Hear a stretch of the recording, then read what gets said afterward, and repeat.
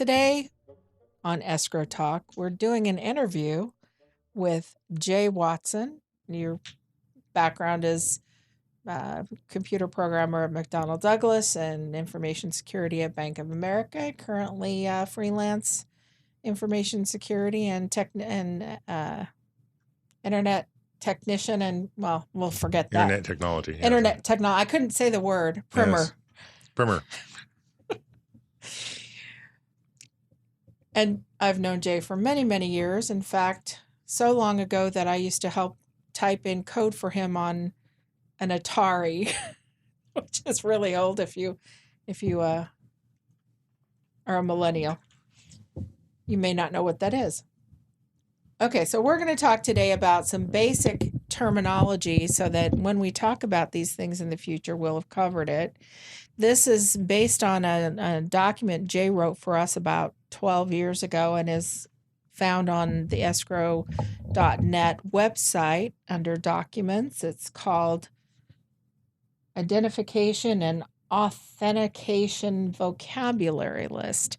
So we're going to move right down that. And so, Jay, in the context of all things digital, what is identification?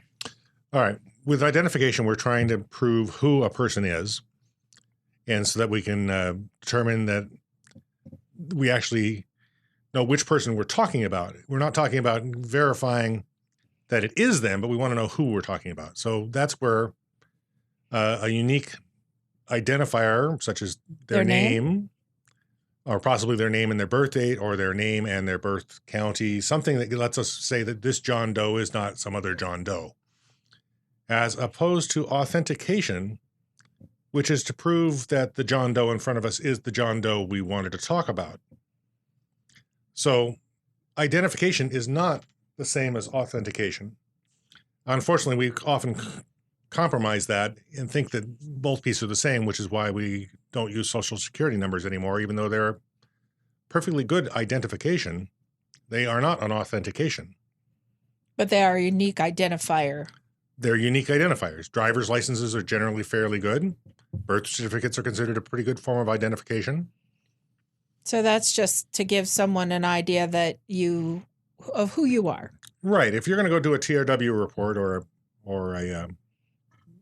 find a credit score report, you need to be able to say which person are you asking for a credit report for.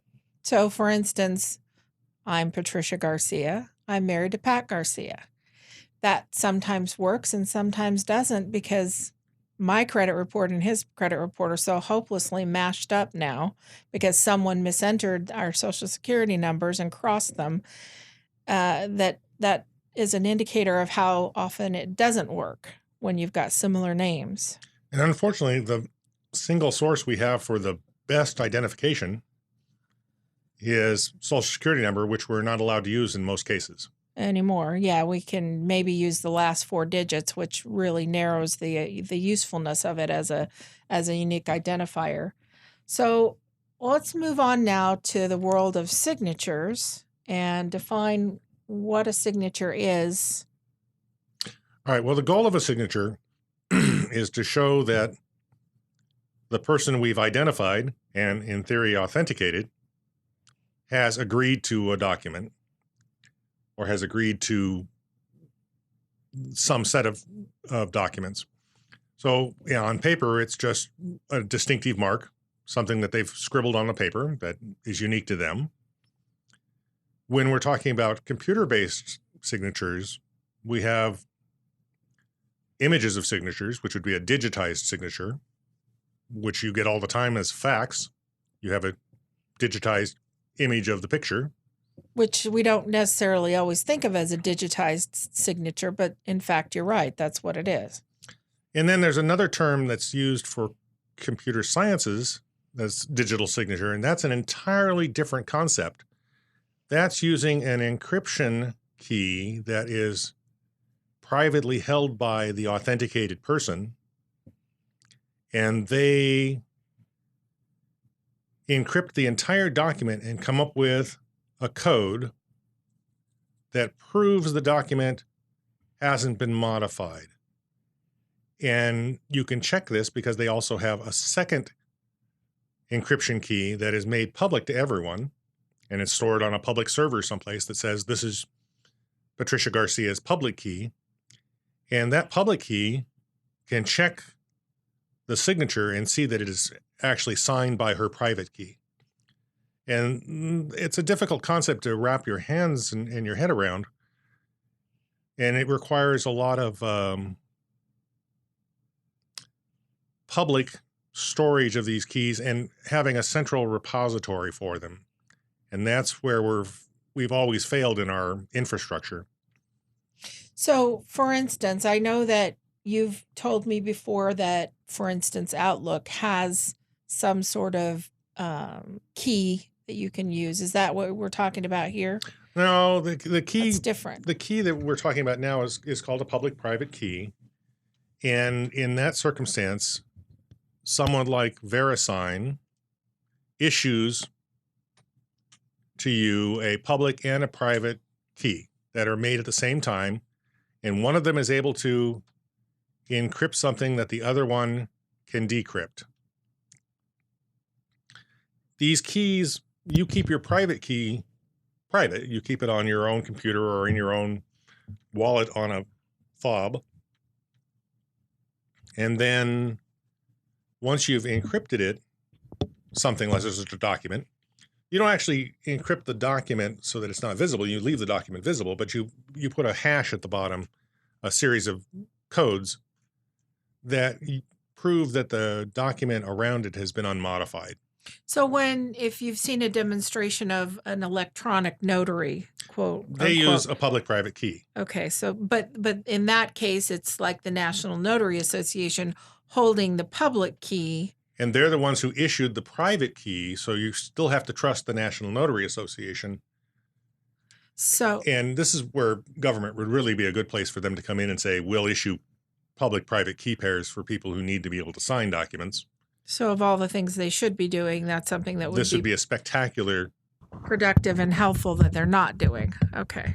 Unfortunately, we're stuck using corporations such as VeriSign or major corporations such as the banks and the lenders.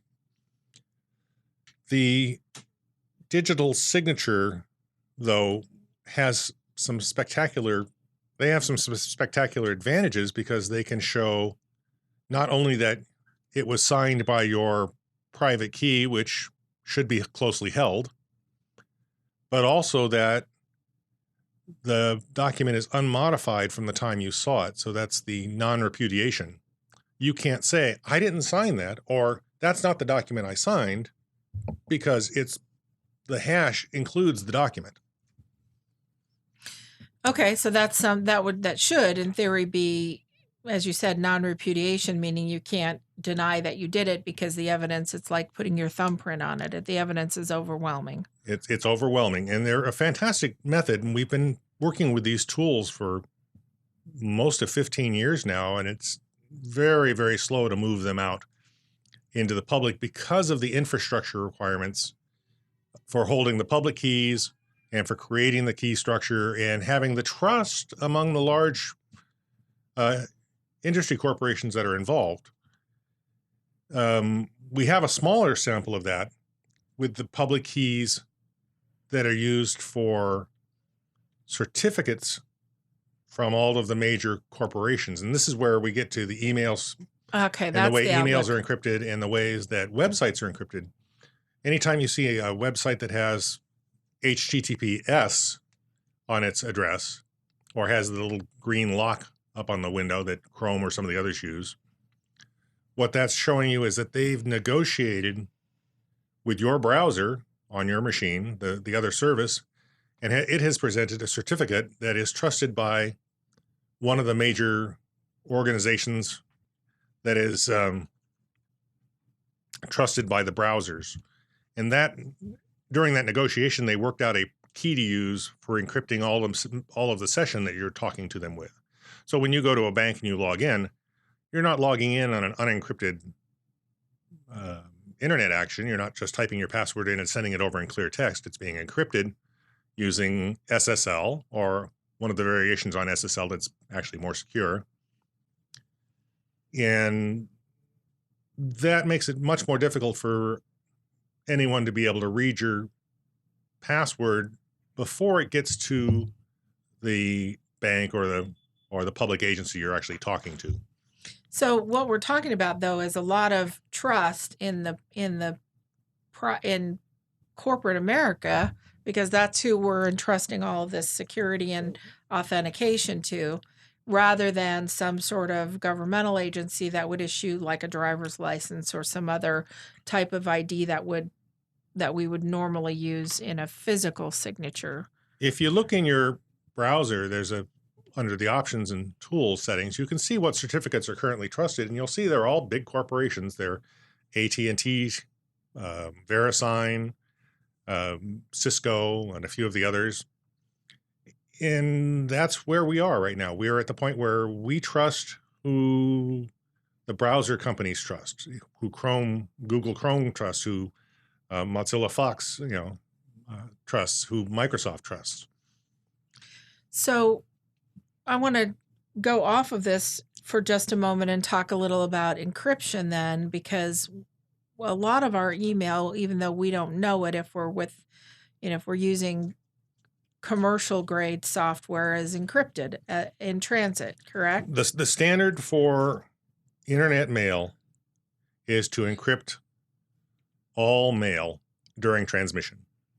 So anytime you're doing a send mail, they connect to the receiving end through an SSL or other encrypted channel, and that is not sent clear text. So the emails themselves are only sent clear text on the most primitive servers, and that won't be any company you work with. So even you're talking about even like Hotmail and Gmail and Gmail, Yahoo Mail, all the banks, so all the problem with email fraud is not that the emails aren't being encrypted, it's that the mailboxes on one end or the other are not secure. And they're being corrupted. Somebody's getting into your desktop machine, or somebody's getting into your account by having your password. Okay. So that's important to know, because there's a lot of talk about encrypting email. And I know when I first brought the subject up to you, you kind of gave me this look like, where have you been? And said, well, our email's always been encrypted. So, so the no password encryption is really just tagging on to what's already happening. It's completely transparent to the user. It's just done in the background. The only time an email's ever in clear text is between the time it's stored on your machine and you look at it on your screen, or possibly on the back-end server of the other side. It's every time it's transmitted anywhere, it's encrypted. Okay. Well, that's good to know. So let's dive back into our electronic signature and talk a little bit about e-sign and how electronic signatures work under e-sign. And is it UETA? Well, with e-sign, that's really a non-signature. It's merely a mark. It's no more than putting an X on a document and saying that we believe somebody has signed this. So when you click through on a URL to say when you upgrade your Apple or whatever, and that's the same, that's what that is? You're just saying that.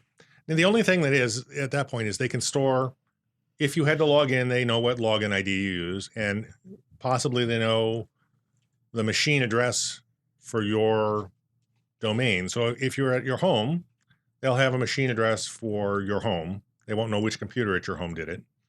If you're at an office, they have the machine address for your entry point on your router, but they don't really know which machine did it. And if you're at a big corporation, they have no idea what machine did it. Okay. So that's just a way of knowing, of tracking back that it was signed by somebody who theoretically could have been you. And hopefully it had a login ID and a password, so they at least have that much in common. But it's got no more validity than a fax copy. In fact, it has a lot less. But it is the law. Right. Well, let's talk about fax copies, because there's a lot of angst about accepting, for instance, DocuSign style signatures. And in my mind, it really isn't any different than a fax copy. Well, actually, DocuSign is probably better than a fax copy, because DocuSign is storing the IP address of your host, which probably is your entry point, and you do have to log in. So at least we have an ID and password, and we know at what date and time you did it. So we have some corresponding evidence that it was you. We know that roughly where, and we know when, and we know it was someone who had access to your ID and password. So we can pretty much narrow down to when you did this and who could have done it. So that's better than a fax. But even a fax copy is not bad. Well, we've been using them for 30 years now, I think. And they've been through the legal process fairly significantly. So if it's no worse than a fax, I would think it would be fairly safe. It still comes down to at what point are you in an adversarial relationship here? If if everybody's working together, then fine, you can accept it. And it's good. If you're in an adversarial relationship, live signatures, well, what's a live signature? I can print a signature that looks just as good as yours anytime I have a copy of it. It won't be an identical signature if I don't want it to be. So even live signatures, the notaries are your best choice because they have to have an authentication an identification and some authentication, and they're watching you physically sign. So that's where we get into multi-factor authentication, whether it's live signature or digital signature. Right. Two-factor authentication is something that has been the standard for security at corporations for a long time. And that generally involves something you know and something you have, or something you are, which is your biometrics, your fingerprints, your capacitance, your retinal scan. So if I'm sending out, for instance, if I want to be really sensitive if I have some sensitive documentation I want to send out by email, and I send it and I know that my email is encrypted in transit, but I want to take the extra step of encrypting the attachment using off-the-shelf software like Adobe, because you can put security into those attachments. And so I can further encrypt the attachment and I can create a password. Now, what is ironic to me is how many times I get some document like that and it says, and then the very next email tells me what the password is. So it seems like that's not a very secure way of handling security. But if I send that to somebody and I say, the password is something you know, and I describe it so in such a way that's two-factor authentication. Again, you've given them the document, which is something they have. Right. And the password is something they know. Beautiful system. Yeah.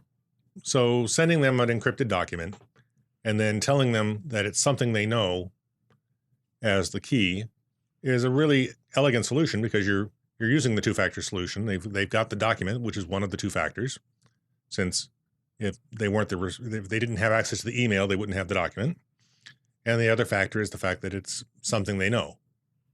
Right. And so I have been paying attention over the years, and that's what I've been doing on a few things, is telling them something, some bit of information, like this is the numeric portion of the property address that I don't include in the subject line of something that they would have, whether they're a seller or a buyer or an agent or a lender, and therefore could look that information up and compare it. So that's what I've been doing. The other thing is, I get all these emails from banks and lenders and various places, and every one of them, if you've got to set up a password for it, unless it's somebody that you work with all the time, you've got to then log that password somewhere. So I've got a whole database of passwords now that are on my computer. Now, how safe are those? And should I? Well, and that causes so many other troubles, because now you've got their password policies, which all the banks have fallen into the trap of believing that short password periods are a good idea, when in fact longer password periods have significant safety advantages. So they'll have a 30-day or a 45-day or 60-day expiration, and then they want you to have 8 or more characters with a capital letter and a lowercase and not any names they know about. All of these don't add to security, they add to obfuscation. They make it more difficult to remember. So in effect, what happens is people end up writing them down and putting them on a Post-it note on the side of their. And if it's not on a Post-it note, it's in a file and it's sitting on their desktop somewhere. So if somebody has access to their machine, they can usually get to them. The safest form of security passwords is generally a passphrase, but most people don't want to have to type long passphrases. But if it's something that you can type, like the quick gray fox. Right. So some of the security, the IT people that I've heard talk about the reason, the just brute force that is people are able to employ today to break those passwords, and that's probably partly why the banks think a shorter password period is good.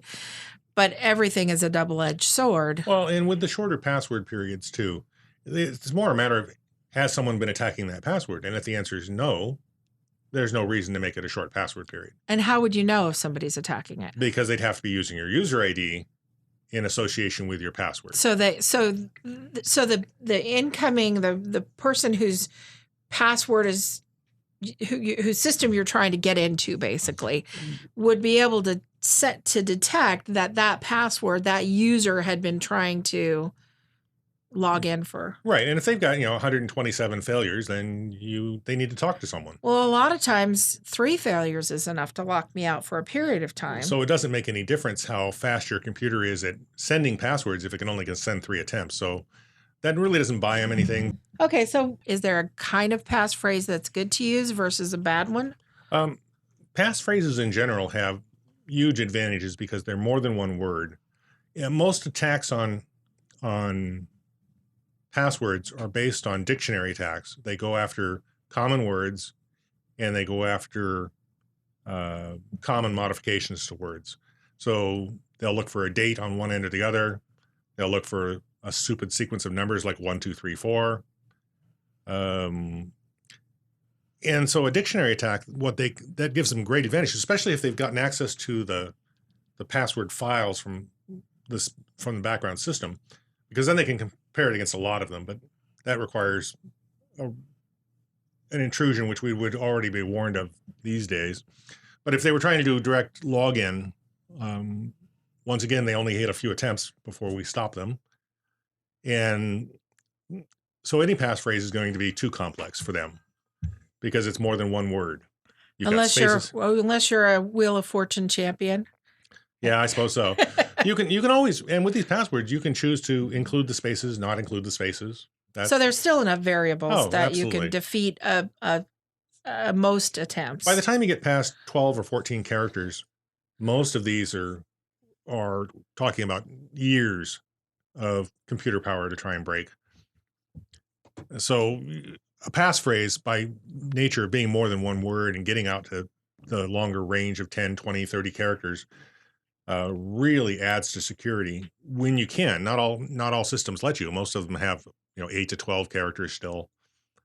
And then the ridiculousness of wanting to have you add a number and a digit and an uppercase and a symbol. And so some of those actually defeat the ability to use they restrict the actual set of passwords you can use to a point where it makes it easier to break. Interesting. All right. Well, I think we've covered the basics today, so we'll have a future conversation that delves more into the kind of thing that escrow people and everyone is having to pay more attention to in today's technology world, and especially protecting our consumers' personal non-public information. But at least this gives us a foundation to build on. Thank you very much. I appreciate your time. Thank you.